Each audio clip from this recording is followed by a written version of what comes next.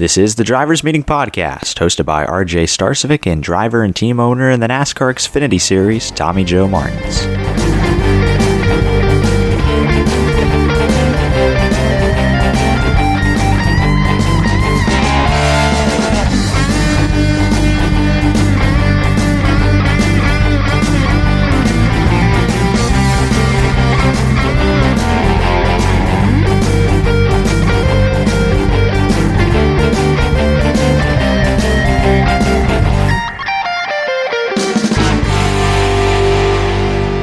And welcome back to the Drivers Meeting Podcast. Back with another episode after a weekend of racing at Martinsville. A few of the races both of the races were rained out until the next day, postponed, but some great racing. We'll get to that soon. We also have an awesome guest on our show today. We'll get to that real quick, but just a quick word from our sponsor, BetOnline. As always, the fastest and easiest way to bet on all your sports action. They have you covered for all the news, scores, and odds, and it's the best way to place your bets, and it's free to sign up. So head over to the website betonline.ag or use your mobile device to sign up today and receive your 50% welcome bonus on your first deposit. So our guest today, James Davison, and now we'll get started, with, your best career finish, right? This weekend in NASCAR, Martinsville, 22nd. It's got to give you some momentum going into another short track at Richmond next week, doesn't it? Yeah.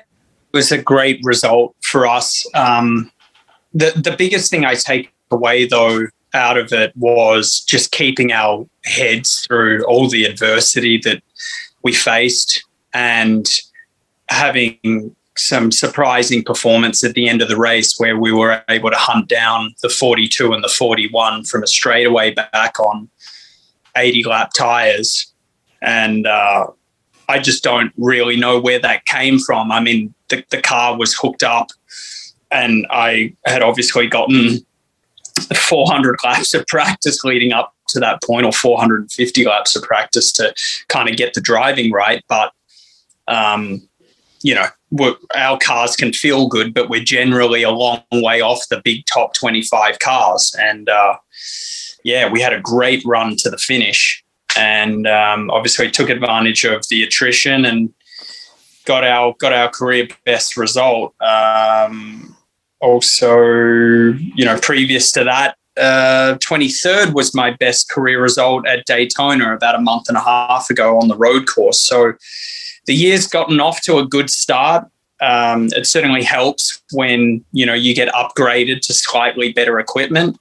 Obviously, last year, Rick was never going to put me in his good stuff when I'd never driven the tracks or stock cars on ovals. It just wouldn't have been a logical decision as a car owner. And, it's certainly some good momentum for Richmond. Yeah, and as a team, we can't talk about the small teams enough on this show. You got, all four of the cars in the top 30, three of them in the top 25, with Josh Bilicki right behind you in 23rd. That's got to be like a lot of momentum and just awesome stuff for you guys kind of as an organization as well, right?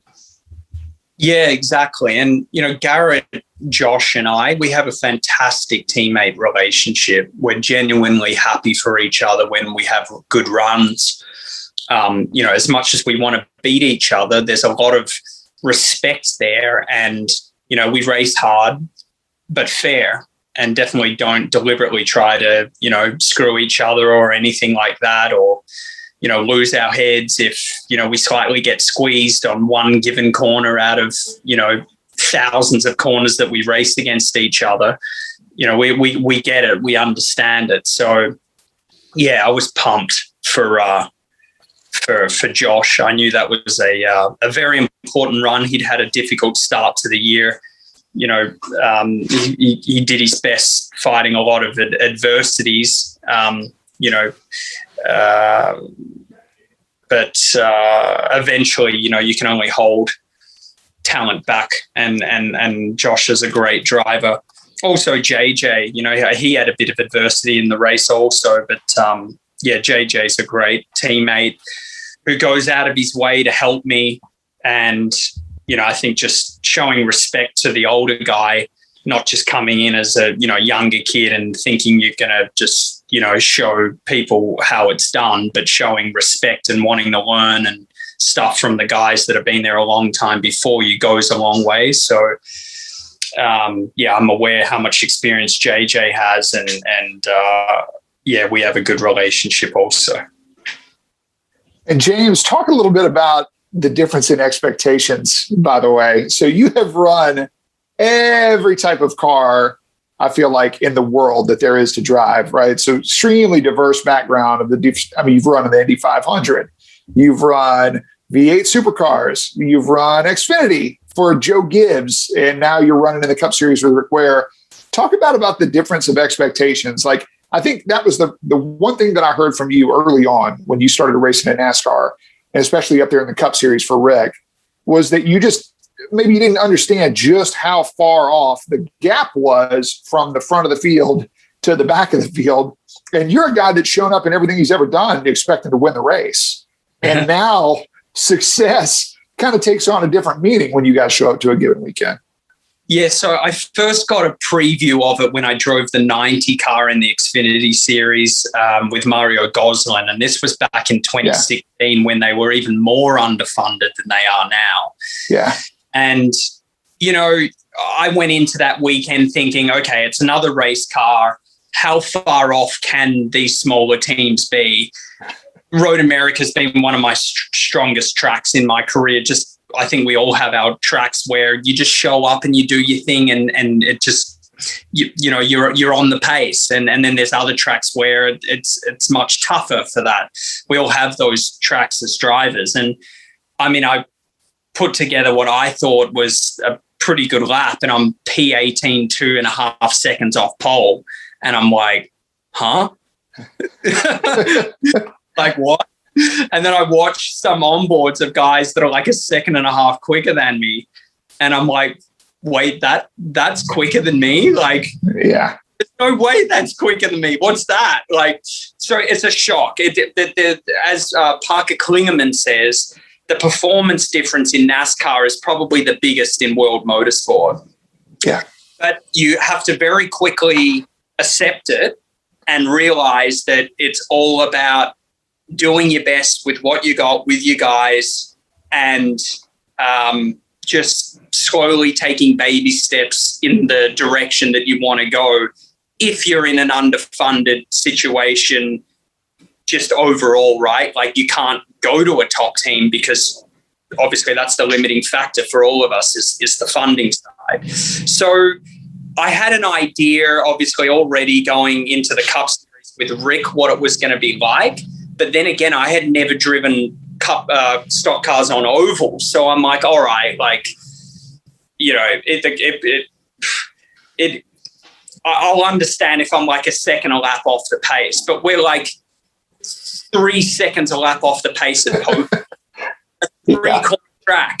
And what it felt like was I was in an IMSA race when I did my first Cup race. I remember Kurt Busch leading and, letting him go on the inside of me in turn one when he got to me when we're getting lapped for the first time. And then just seeing the side force and the roar of the engine of the top teams. And I'm just like, dude, that's a GT3 car. Yeah.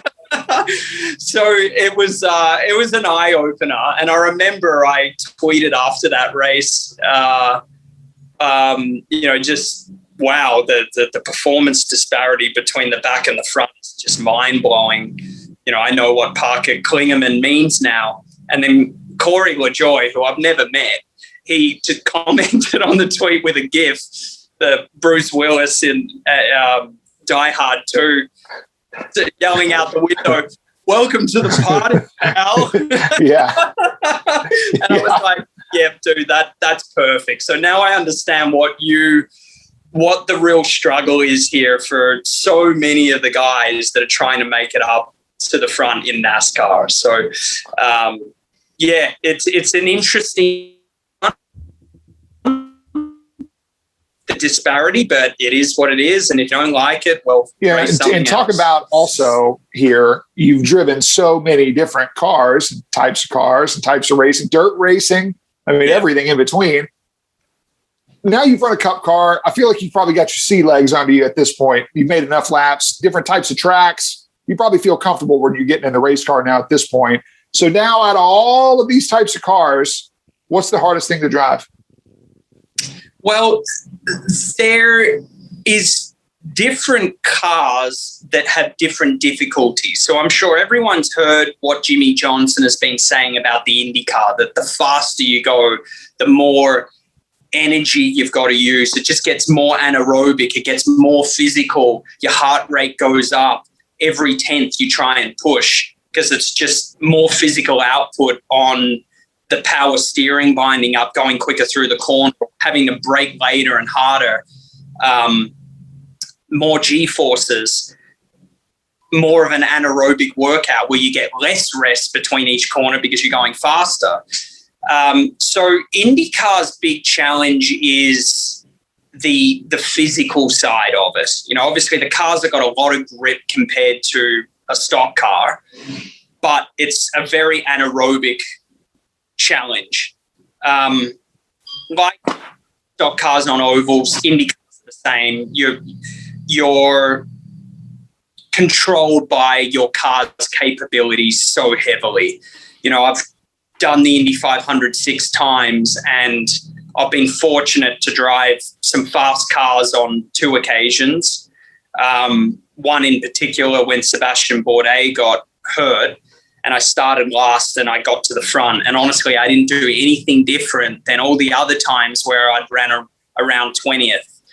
You know, so as ever, the same deal applies. So much of it is the equipment and your balance and handling on the ovals. But on a road course, the big thing is that key word everyone says, overdriving it. It's just so easy to overdrive the cars. To quote Brad Keselowski when he tested at Austin a month or so back, you know, he said, because these cars handle so god awful, it's what creates such a great show. And it's just so accurate. I mean, I remember getting in a stock car and just thinking, dude, like, this is 3 times worse than I could have possibly imagined. The car's capability, like the brakes, what I would use is you've got to give the car notice in writing to do everything. It doesn't do anything well, but that formula they've got is what creates such a great show. The drivers are throwing a ton of horsepower, a high deck tire, no downforce, front weight, high center of gravity. I mean, when you think of it, it is the absolute opposite of an Indy car and a Formula One car. And they've got fenders on them and the rule books are free for all. So it just creates such an awesome show and a lot of fun. And so, yeah, you got to constantly adjust your driving to the tire fall off. I'm sure you know what I mean, on ovals and road courses, and back up your entries and open up your lines a bit so you can make up for the lack of forward drive or lateral traction by opening the radius of the corner. And I remember at Richmond last year, you know, running on new tires behind, let's say, JJ and Reed Sorensen, and then all of a sudden having difficulty or hitting a cliff with the forward bite off a 4. And then seeing at the same time that I started to feel that all of a sudden they went a lane higher. And I'm like, okay, that makes sense to me. That makes perfect sense to me why they've all of a sudden gone a lane higher when all of our tires are the same age. So, yeah, just understanding the techniques to the tire fall off is a big part of NASCAR racing. And there's a lot of adaptation, isn't there, from the beginning to the end of a stint, and a lot less than anything else, sports cars or IndyCar, where you have a tire that doesn't degrade as much and a lot more downforce to help you. Yeah, and your first race in NASCAR was at Pocono with Spire, I believe, and because I remember you were originally going to run Talladega, and then they said you weren't qualified enough. When we all laughed at that, we thought that was pretty funny. But you got to run Pocono, so is what you're kind of talking about now, kind of what you were feeling when you went out there, like for your first few laps on the tricky triangle. No, because Pocono is a much bigger track that's nearly like a super speedway, and we're running the high downforce package there. So you have absolutely zero traction issues at Pocono. In the middle of the corner, you can pretty much just go back to full throttle, especially if you're running like a PME engine without a ton of torque compared to some others. And you're in the 550 package, right? So you got less power and a lot more grip. It's when I did my first short track, which was the next race I did at Loudon, that I experienced what I was saying basically at Richmond. I really enjoyed Loudon. It was a good run for us off the bat, and that was my first race with Rick Ware actually. So I like the short tracks, but at the same time, I love the super speedways and the road courses, of course.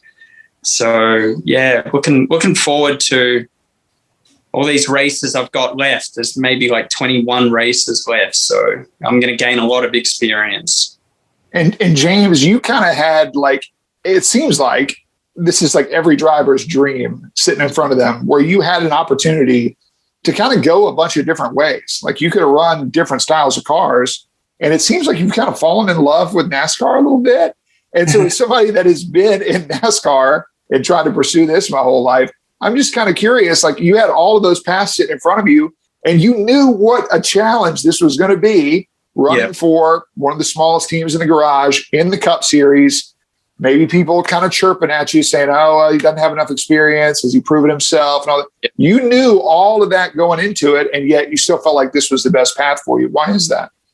Well, the biggest thing is that I had an opportunity to go racing in NASCAR, get a start, right? Getting the start in anything is the biggest thing, just to get yourself a run on the radar. People know who you are. You get your first race out of the way and you look after the car, and hopefully you can run competitively as well. And so fortunately, it went like that at Pocono. And honestly, going into Talladega, where I thought I was going to make my first start, or even Pocono, where it turned out to be, I wasn't, I didn't psych myself out about the whole grand scheme that, okay, I've never driven a stock car on an oval. I've never driven this track before. I'm not going to get any practice or qualifying, and I'm just jumping in the car in the Cup Series and taking the green flag. And on paper, it sounded bizarre, but in my eyes, I just thought, okay, it's another race car. It's an oval. I have oval experience from IndyCar racing. I have stock car experience from driving on the road courses. So I have a little bit of expectation of what either, what the car and the tracks should drive like, but the two of them together, obviously, I needed to just work into it. So I just built up to it. And like you do, you're a little conservative, but then you start seeing the pace of some of the cars ahead of you and you're like, okay, yep, I can start going a bit quicker here and there. And you just take baby steps off it. And, Spire did a good job of giving me a comfortable car. I gave myself a start in it. And the reason why I was prepared to do it, because even NASCAR, when they called me after the Talladega deal was announced, and they said, look, we got a problem. And I said, okay, what's up? And they're like, well, look, we can't let you just run Talladega without any practice. Now, we know we approved you back in December to drive on all tracks in the Cup Series, but obviously times have changed with the COVID lockdown and no practice. So understandably, they had to do the right thing. But they said, is this really something you want to do? And I said, look, I would never have the opportunity to go stock car racing any other way. I don't have a relationship with a truck team or really the budget to do an Xfinity race as far as I kind of knew. And obviously the charter system in the Cup Series where the owners get a substantial payout from, the television deal and all of that is what enables guys like Rick Ware partially to be able to make it financially viable to go racing and then cut affordable deals with drivers and their sponsors. So it was that element as to why I went straight into the Cup Series. Not that I'm like, okay, I'm just going to skip Xfinity and trucks. Not at all. It was the way the charter system works. So there was no other way apparent way for me to get a start. And I thought, I've got nothing to lose here. Like, even if it doesn't turn out good and I'm horrible, I can look back on my career and say, I actually drove in the NASCAR Cup Series, like what I was watching on Days of Thunder, as a kid at 5. Like, never would have I thought I would even end up in America, let alone driving in Indy or the Cup Series or whatever. And it was just like a bucket list thing that you could look back on, worst case scenario, and say, look, I had the balls to give it a go. And I drove in NASCAR. So like I said, fortunately Pocono went well. And as with anything in sport or business, like a good performance can then lead to a door being further opened and other opportunities forthcoming. So that is how another 15 races were added with Rick Ware as a result of just getting a start, getting on the radar and taking that question mark away from you. Like, can this guy drive? Can he keep out of the way of the leaders? Can he look after the car? And just that first race is a very important milestone for any driver in any series to get people's trust. Yeah. And so now you have gotten some experience in NASCAR for sure. And something came out a while back, how you and Tommy Joe talks about, the opportunities and all these things you had. And, it said that you had the opportunity to run the Indy 500 or a certain amount of NASCAR races. And, you're going to run 26 NASCAR Cup Series races this year. And one of them is going to be the Coke 600. Awesome schemes, by the way. I love them for Rick Ware Racing. All 4 of them are awesome. And so you've done, 400 miles, you've done 500 miles, and now you're going to get to do 600 miles in the Coke 600. So you looking forward to that? Yeah, absolutely. I mean, it's obviously a big event on the Cup calendar. I've known about it as a kid because I was watching the Indy 500 and seeing Tony Stewart jump out of the Ganassi car and on the helicopter to this World 600 race in Charlotte. Obviously I wasn't born and raised in America, so and open wheel was my family background. But I've known about that race for a long time, and I know that it's a big day in NASCAR's calendar. So it'll be another bucket list experience to look back on and say, wow, I've driven in the Bristol 500, Talladega 500, Coke 600. Yeah, it's another classic. So looking forward to Darlington this year as well, because we broke down after 70 laps last year. Probably 20% of the way through the Southern 500, we were out with an overheating motor. So, I'm looking forward to going back there and getting a bit more experience at that, very challenging track. James, is that the toughest place you've ever driven? Let me think. Because I say yes. I mean, obviously, I'm coming from a NASCAR background, right? Yeah. I stand hard that Darlington is the toughest track that we have. Yeah. And there's several that are tough. I just believe that Darlington is the toughest place we go. It will punish you more than any track we go to when you make a mistake.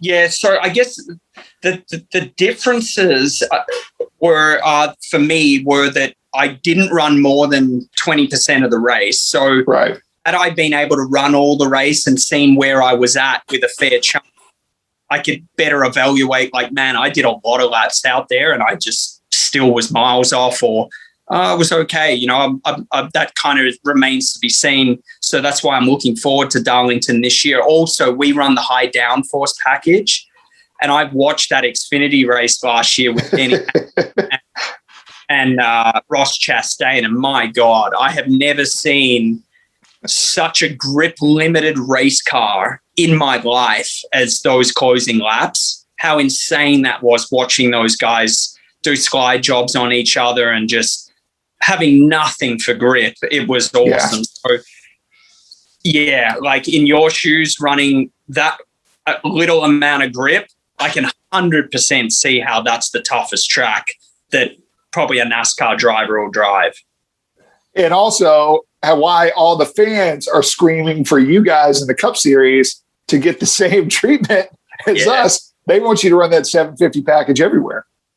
Yeah. I mean, so like at Pocono, you guys were running the low downforce package. Everyone was spinning off of turn one. And I'm watching that Xfinity race before my Cup debut, my oval debut in a stock car. And I'm like, man, like a lot of guys are wrecking, and there's a lot of wrecks than I do. I'm just like, that's not the best confidence booster watching this. And then I go out there, and I mean, with the high downforce package, our cars don't snap loose once. Yeah. So that's where it wasn't that difficult for me, because I was driving the car off the rear and, off the front, I guess. You know, the rear was stuck, and so I was just front limited. And, you don't have a lot of power. So, I look at that, and I think it's good for all the Xfinity guys that they're really being thrown to the wolves in how hard it can be to be a NASCAR driver, to prepare them for the toughest of situations in stock car racing. Yeah, I mean, that was an eye-opener watching that Darlington race and that onboard between Ross and Denny. Like, wow, that was insane to see how grip limited they were. Never seen anything remotely close to that. Yeah, that battle was crazy, and that's one of those classic Darlington finishes that'll go up there in the history books. And so you talk about how different, the Xfinity and the Cup packages were, which is awesome. That I'm glad you're getting to run the Cups running the 750 package at Darlington, so that'll be cool. Yeah. And then you listed a bunch of crown jewels, the Darlington 500, Coke 600, Talladega 500. So is it next on your bucket list? Now you still have to do Talladega and Coke 600. Is it next on your bucket list to hit the Daytona 500? Well, yeah, absolutely. I guess I just didn't mention Daytona because it's a much tougher race to secure onto your calendar. We all know that that's the race that everyone wants to be a part of, and it's a lot more competitive to get a seat, and more sponsor dollars are required.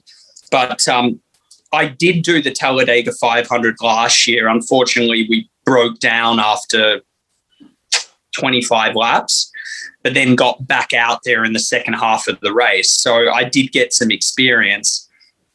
And honestly, I got out of the car at the Talladega 500, and there wasn't even a full crowd there because of social distancing, but I just looked at the whole atmosphere of it and what a blast it was racing in the pack. And I thought, man, that was as cool as doing the Indy 500. That was sick. You guys would probably like to hear a bit of my personal experience from that race. So at the beginning of the race, you may remember Christopher Bell had a tire go down into turn 3. So again, I had never driven that track before. It's a flat out super speedway, but so, and a 6-lane racetrack. So there's a lot harder places. But of course, being in the pack and not being exactly dead last, you've got to get on with it very quickly. You can't just break into turn 1 or break into turn 3 when you've got people behind you and beside you and wash up the track. And so I remember just going flat through turn 1 and 2 at the start, and then just feeling the car load into the banking, and then it just getting tight on me and using more road. I was 3 wide in the middle or in the second lane, and Just this is lap one, by the way, right? Yeah, lap one. Okay.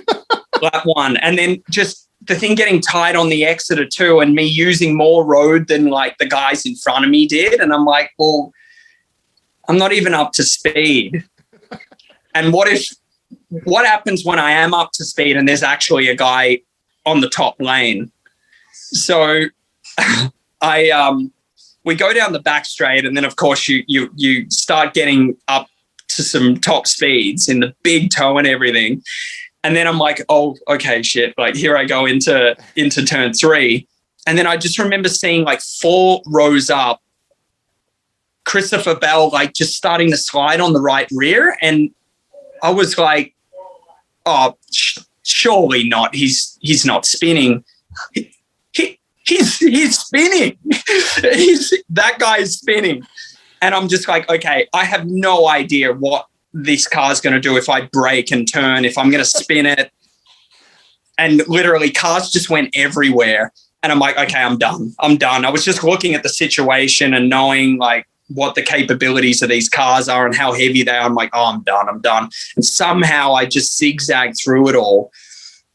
And then because there was like 10 cars that had spun off, I then restarted 20th. So we go green. And then my first full throttle lap, I'm running P23, 3 wide in the middle. And I remember I was just on the top, like the second lane. And I remember like John Hunter Nemechek making it 3 wide and through the tri-oval at the end of the first full throttle lap. And I'm just like, no, dude, no. Like, man, I've never done this before.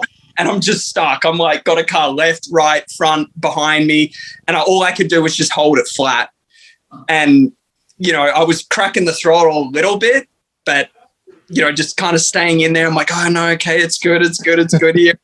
And that was just insane to be thrown in the deep end like that. But I just, you know what I mean, ran with it and had a blast. I was gutted that we ended up, you know, breaking down, you know, very shortly afterwards, but super pumped for Talladega. I actually went to that race in 2002 as a kid with my dad and my brother on a family holiday from Australia. I remember it was called the EA Sports 500. Yeah. In a big heyday with all the junior fans. And my God, what an atmosphere and thing to see that was as, you know, a foreigner coming to America. It was like, whoa, this is substantial.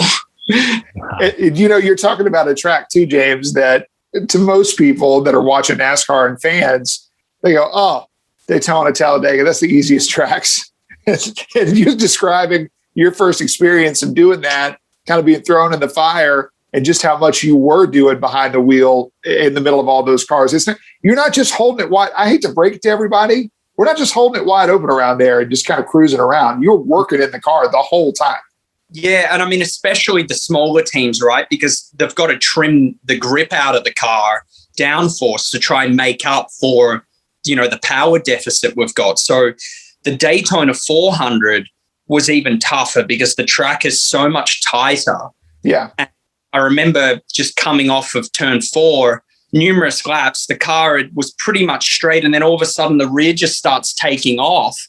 And I'm just chasing it out to the wall and brushing the wall like lap after lap. And I'm like, man, what can I do here? Like, I feel like I'm completely straight. And then all of a sudden the rear just goes loose when I'm on the complete exit of the corner. And that was extremely stressful because you know the deal. Like, if you cause a wreck, then how you get trash talked and you shouldn't be out there and this and that. And you don't obviously get respected for just giving it a go. So it was challenging that situation, but of course I signed up for it, and inevitably there was going to be some tough lessons to learn. Thankfully, not too tough. The way we just went into it cold turkey. Yeah. See, and I want to talk about that more because you're speaking to something that I've mentioned on the podcast a bunch about the dynamic for the smaller teams and the drivers here. And how I feel like a lot of this, especially what you're doing, James, because you're driving for legitimately one of the back 6 cars in the Cup Series. Yep. And that's just pure performance based. Again, nothing against the drivers. You, JJ, Garrett. I've raced against all you guys. A lot of talent there. That's not the issue here. It's just a lack of funding and the equipment that you're dealt with. But you're kind of in a situation where it's a no-win. Like, let's say you guys just go have the greatest race of all time. Well, it's 28th. Yeah. Let's say on speed, you guys were just badass. All right, you're 28th quick. All right, well, that's not exactly blowing anybody's skirt up. Really, the only way that you're going to get on the broadcast is something bad happening. Yeah. And then as soon as something bad happens, anybody is immediately going to say, what's this person doing out here? Or the leaders complaining about lap cars. You guys are just trying to run your race, and the leaders bitching out the lap cars, saying, get out of the way. What's this guy doing out here? He's blocking all the time.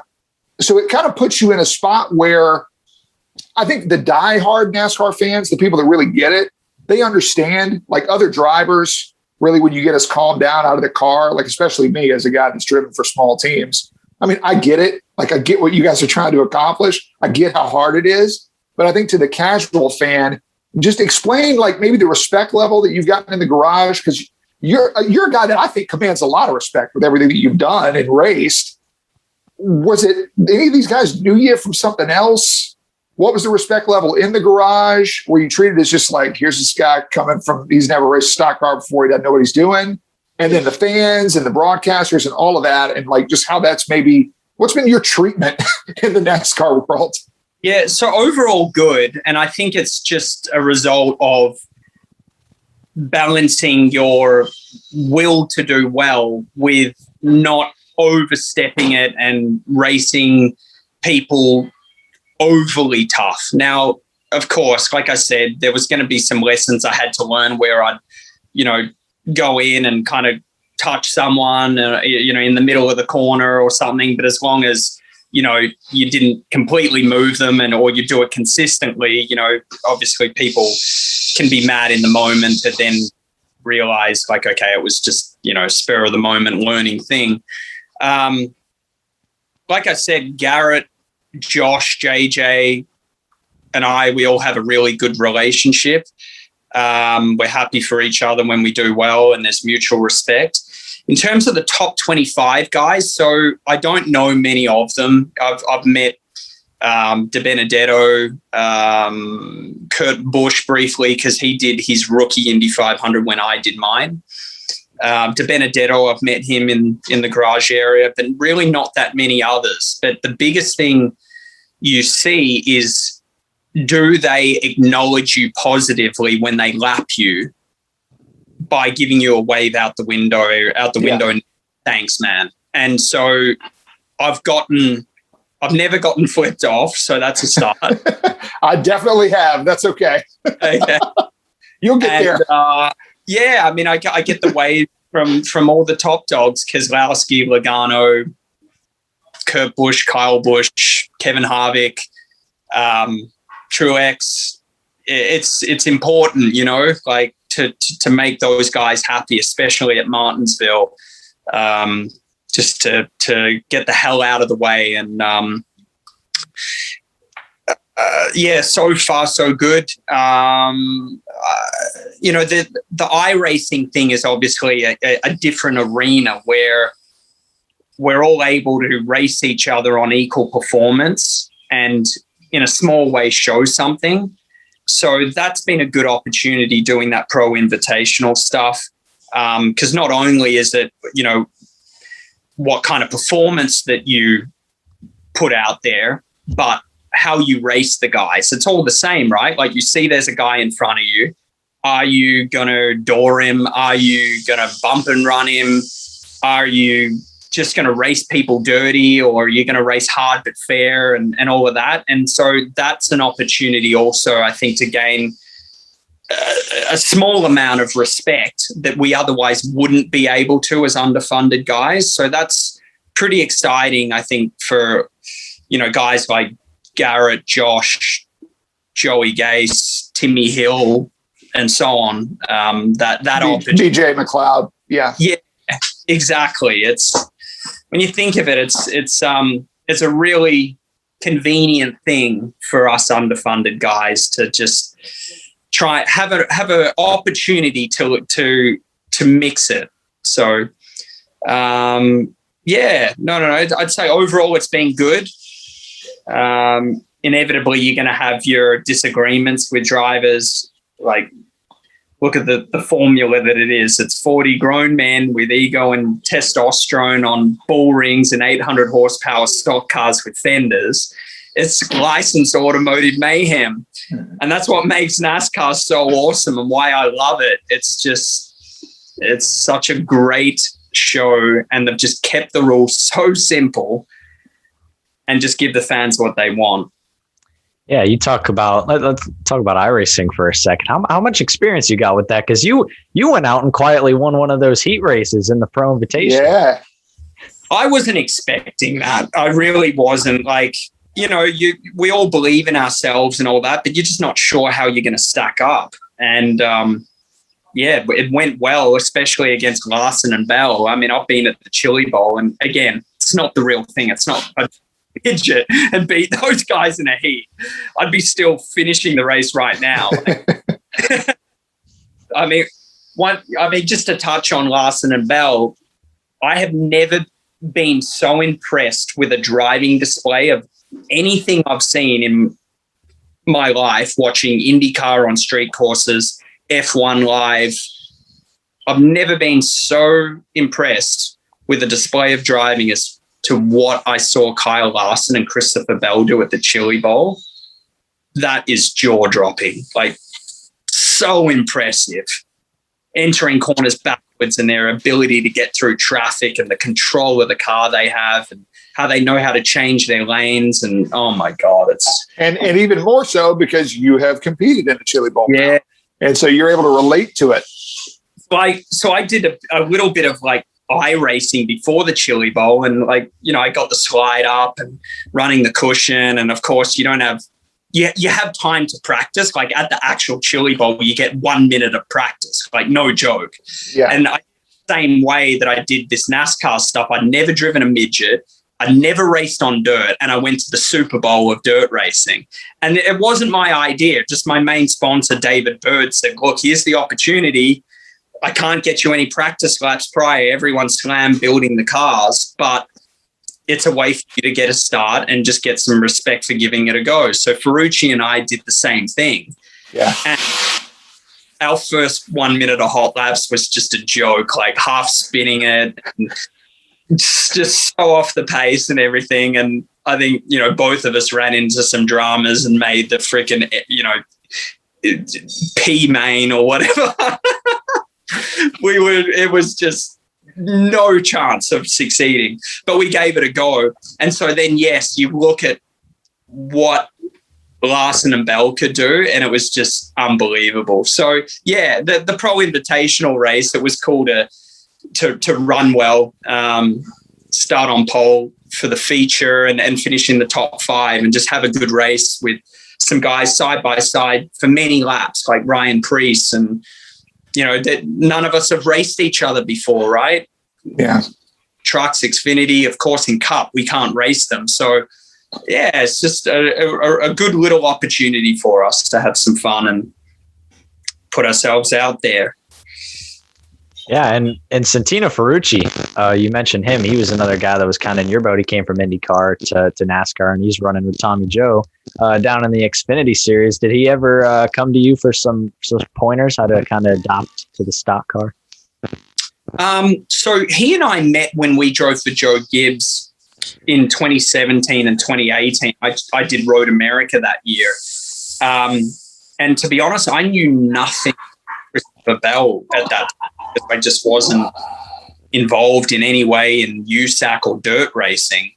And so at that point as well, Bell was very green on road courses, hadn't really gained any to much experience.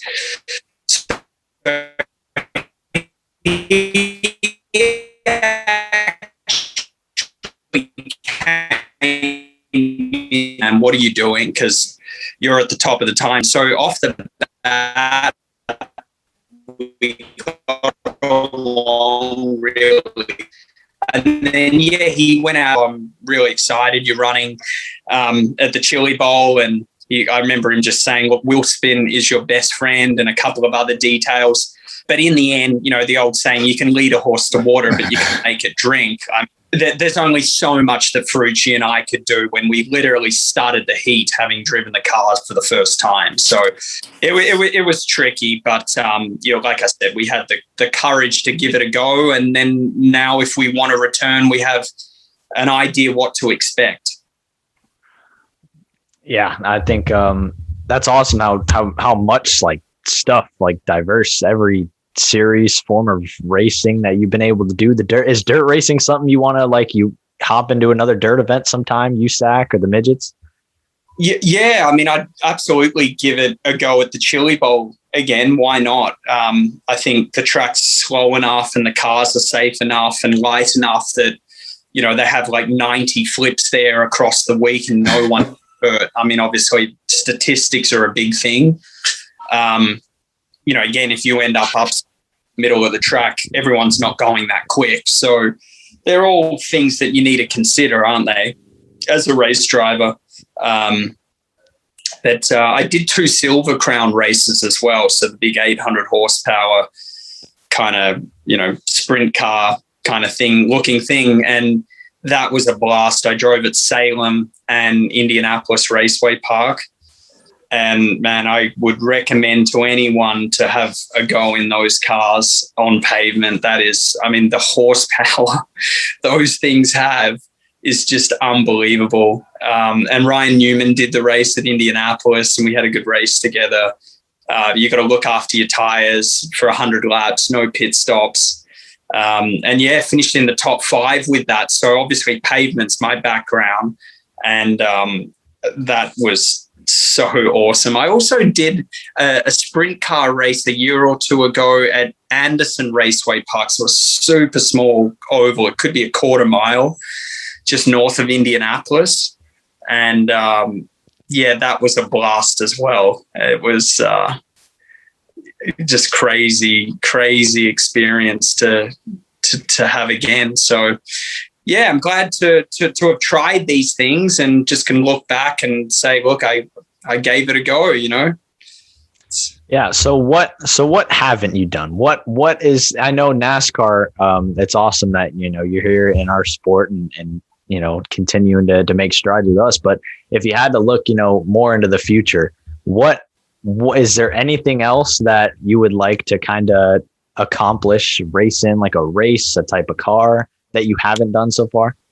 Something that I've seen, since I've been a kid is watching those WRC rally cars with the just incredible like exhausts and diffusers and suspension and the like stages they race through the villages. And I mean, man, they are, how sick are those cars, Tommy? Like, yeah, it's pretty nasty. My God. Typing like WRC top highlights 2020 or something, like that is one of the most badass things. But at this point though, I'm not looking to just keep jumping ship. Really, the reason why I've driven so many cars is ultimately because I've just had to go where opportunity has been forthcoming, or where I want to try and see if there was opportunity. So when I did my first Xfinity race in the 90 car in 2016 at Road America, I called Mario Goslin. I needed to get an idea of what kind of sponsorship it would take, what was involved. And yeah, just kind of got myself in there. And then again, like I said, you get yourself on the radar, have a good showing, and then you can start looking at taking baby steps. And it happened a lot quicker than I expected that I was able to get in the Joe Gibbs car. But NASCAR is where I definitely want to stay and focus on 100%. I really love it. It's such a great formula of racing. It's very tiring and stressful, the amount of races you do, as you know, and how intense the races are. You can never relax. I think, like as Rick Ware says, it's a working man's, industry. Like you're working hard all the time, all the travel, all the stress, the controversies, the challenges, the late nights where the race finishes at 10, 11, midnight, and then you got to drive back to Mooresville or to the airport. And yes, it's very challenging. So, but the way I look at it is I'm really enjoying it. I'm enjoying it more than IndyCar racing. And, we're only young and got our kind of shelf life as a race driver for so long. So why not just give it everything I can? And no matter what happens, if it turns into a fairy tale or I just kind of can't really get out of a small team situation, like many, have that challenge of due to the financials. Well, as long as you can look back and just say, look, I gave it my best shot. That's all you can do, and be happy with what you achieved, within what, God-given talent you were given and what financial resources you had. And we're all fighting, right, for the same goal. And all we can do is our best. Well, James, I know you're a hell of a race car driver. Glad to have you as a part of NASCAR. And thanks a lot for spending a little time with us on the pod. Yeah, thank you. All the best for your Xfinity season as well. Thanks, buddy. Awesome. Yeah, I looked up while we were talking that video you were talking about at Talladega lap 1, just to look at it real quick. And you were in the black and pink, right? Black and pink car? Yeah, you weren't kidding. You went up, down, up. I think you avoided Bell. You avoided someone else spinning. You were not kidding. That was first lap. First lap. Yeah, that was crazy. Insane, man. Insane. But but just a blast. So yeah, Darlington coming up. I can't wait. I know you got any, have you guys been thinking of any throwbacks? I know we got someone in here that's got an awesome throwback for Darlington. Yeah. I am not aware what we're doing yet. Last year we did a Tom Sneaver throwback, since he was an IndyCar guy, of course, won the 500. It was quite convenient to do that. But what is your plans for it? I'm doing. We already announced it. We announced it this week. We're doing a Rich Bickle throwback to old 1010 345 Pontiac from the 90s, and it's a cool looking car. You're not going to be able to miss it. It's bright pink and neon and purple and everything else. Every other color you want to think of. Yellow. Yeah, you're going to be able to spot it pretty easy, James. I tell you, your April Fool's joke about moving up to the I totally bought that. I was like, giving it a go. That's believable that he, got a car and he's going to go run it. And he just posted the iRacing thing because a lot of people are doing that as a way to draw up a paint scheme or whatever. And then, I don't know, you announced a day later or whatever that it was a joke. And I'm like, oh, yeah, it is April 1st.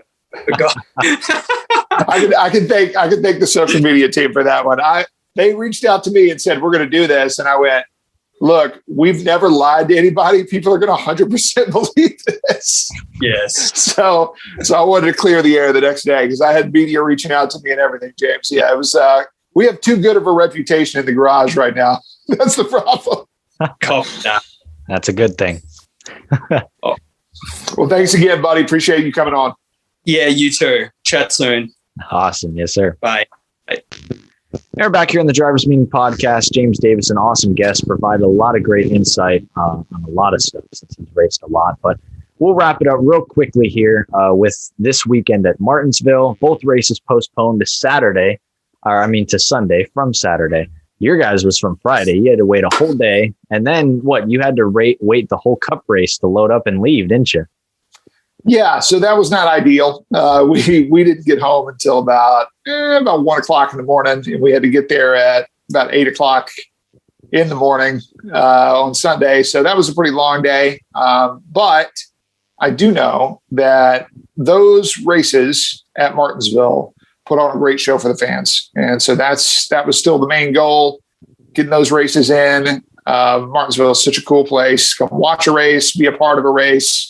And we had a pretty good race car there for a little bit, got to have a little fun, wound up having an electrical problem and dropping back to 34th, but led a couple laps under caution there, got used up pretty good in turn 1 while leading the field.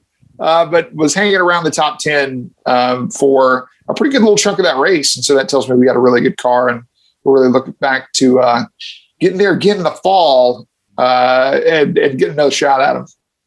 Yeah, you guys had, because you guys were kind of playing a little strategy game as well, but you guys also had a fast race car, like you did the last time as well. We were talking about that last week. And, you got used up on the restart. Man, that's just unfortunate. Just that, we had such a good run. You were, as far as you go, you're in first place, for the restart. And then just laps later down there. I mean, it's unfortunate, but hey, I imagine you guys are getting ready for Talladega in 2 weeks. You got the car ready and everything all set? Already on the setup plate. And I know NASCAR as a whole is going to another short track this weekend and heading to Richmond. And look, being at Martinsville this past weekend just makes you want to reemphasize the places that it feels like NASCAR really ought to be honing in on. These smaller tracks, a little beating and banging, putting on a really good show for the fans. And now we'll get to do that again at Richmond. Now, Richmond is a short track, and it races like a short track. Yet at the same time, that you can basically get around Richmond side by side pretty easily if you really had to. That's a place where you didn't really have to put a bump on a car if you really didn't absolutely need to. Martinsville is a place where you basically have to bump somebody out of the way to get around them if and when you're pretty close. And I think that puts on such a good show, and it's convenient for us as race teams. It's an hour and a half up the road for us to get up there to Martinsville and get back, which is why they can push our races a day in the future and know that it's not that big of a deal for us to get everybody back up there. I feel like this is where stock car racing is from, RJ. It's from the Carolinas, and racing on these little short tracks here in the Carolinas, it just makes you feel like you're really a part of the sport. So going up there to Richmond, that's another great racetrack. And I know the Cup guys and the truck guys are going to put on a really good show. Yeah, I love races at Richmond. I know sometimes it gets some hate because there's not enough wrecks, for some fans and stuff like that. But really, I liked the fall race last year. I think you had shades of Austin Dillon running up front. Brad Keselowski ended up winning the race, but it was just a nice long run, strategy involved. It was really who got off pit road the best, who could have the best long run car. There were tire fall off throughout the race. Yeah, tire fall off as well. I really liked it. I mean, you like the races we're seeing at Richmond? Yeah, absolutely. And it's really that tire fall off is the big key there at Richmond, where you're going to see the comers and the goers. I think Richmond, it depends on the tire that they bring there year to year, but when they bring a really aggressive fall off tire, to me, that always puts on the best show, where theoretically, we just talked to James Davison. I love a race where if James Davison's on the lead lap with 20 to go and he's the only one that's got tires, James Davison is now the favorite to win the race. That's what I love in NASCAR racing and stock car racing. And I know when we go to these places like Darlington, we go to a place like Atlanta, we go to a place like a Richmond, potentially, that tire strategy is really going to play a big part of it. And as a driver, managing the tires, just like we had to see those guys do at the Bristol Dirt Race, where, look, you're going to burn this tire off if you're too aggressive with it. Managing that wheel spin, managing your tires, managing the front and the rear over the course of a long run. That's where the skill of the best guys in the sport really has a chance to shine. Give them all this horsepower. Take away that downforce. Give them a tire that falls off. And let's put on a good race. Yeah.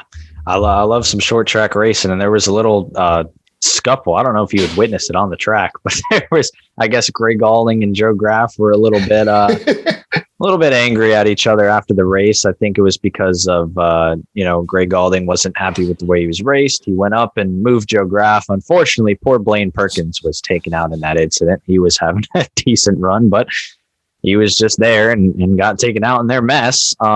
But I think the biggest thing that came out of this weekend was Josh Berry. I mean, short track fans all around the world were rejoicing with this awesome win by Josh Berry. Everyone loved it because everyone loves Josh Berry. They always say, a lot of people were saying it's like the best way to come up. I mean, he spent so many years short track racing and grinding, trying to get, another opportunity, and he did.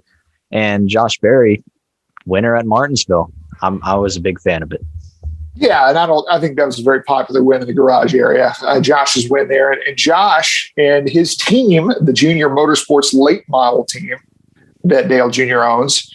Josh is the driver for that and has worked in the shop there for the last several years. It is right next to my race shop here at Martin's Motorsports. It's literally in the same parking lot as us. We share a parking lot. So it was really cool to see that. Really happy for Josh. I'm sure he's back to work. I haven't seen him yet today, but I'm sure he's back to work in the shop today. It's an awesome opportunity that Kelly and Dale have given him. He knows that. He knows that he needs moments like this to really stand out. And to be honest, he would have said going into this Martinsville race that he probably had underperformed. Now, some of that's bad luck, some of that's circumstance, like at Atlanta, for example, that happened right in front of me, getting bumped down through the grass, tearing the front end off of it, right? Some stuff really wasn't his fault. Well, he goes and puts a stake in the ground there at Martinsville, a track that he has made probably 20,000 laps around, probably is one of his favorite tracks in the world. And he goes out and wins the race. And that's all you can do. And you know what? From experience here, I started on the front row side by side with the guy. When I was on the inside lane, he was on the outside lane. One of us spun the tires. This guy, the guy to my right, did not. And he wound up coming out of turn 2 with the lead. And the other guy wound up in the middle of 3 wide. So I'm just going to tip my cap to a guy that has been doing this for a really long time, has run up front, won a bunch of races. And there's a reason he's winning at this level too. Yeah. So it was an awesome win. And like you said, another short track this weekend at Richmond. As far as predictions, I think I had picked Brad Keselowski to take Richmond again. I did get Martin Truex Jr. right last week, thankfully. So I got Brad Keselowski this weekend at Richmond. What about you? Ooh, right now, if I had to pick a guy to win a race, just in general, and you told me, all right, I'm not going to tell you the track, but I want you to just pick a driver. Well, then I'm going to pick Denny Hamlin. I feel like Denny is just sniffing all around this. He didn't have a win yet, but he's going to a place in Richmond, and he's really, really good. I like Denny Hamlin this weekend. Yeah, and I think that's a good pick. And he does not have a win yet this season. And he got passed with about 10, 15 laps to go at Martinsville, so I'm sure he's hungry for a win this weekend at Richmond. Same with Kevin Harvick. A lot of interesting things coming out of this first portion of the season. No win for Harvick. Stewart-Haas, going down a little bit. They need to pick it back up. No Denny Hamlin win yet. We'll see. Going to be awesome to see what happens this weekend at Richmond. And then we go to Talladega. So we got ARCA, Xfinity, and Cup that weekend. So that'll be fun. But yeah, Richmond this weekend, I believe 3:00 on Fox is the Cup race. And then the previous day on FS1 for the truck race. So it should be fun. We'll be watching. What spots you guys got on the car for Talladega? AAN adjusters. We're back in that same rocket ship we had from Daytona.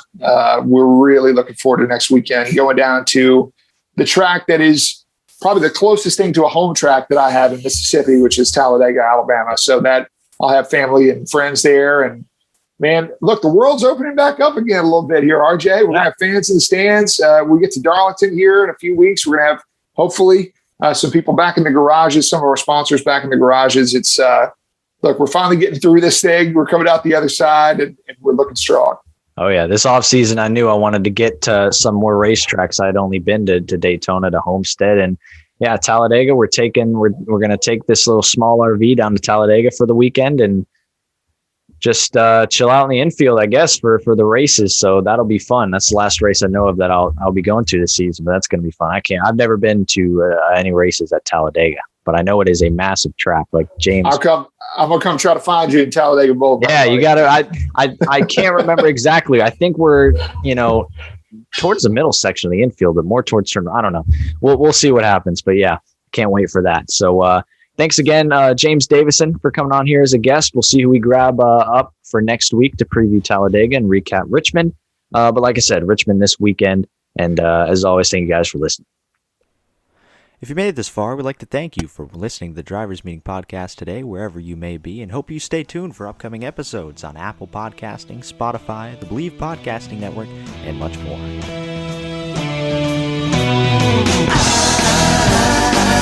I'm not your stepping stone.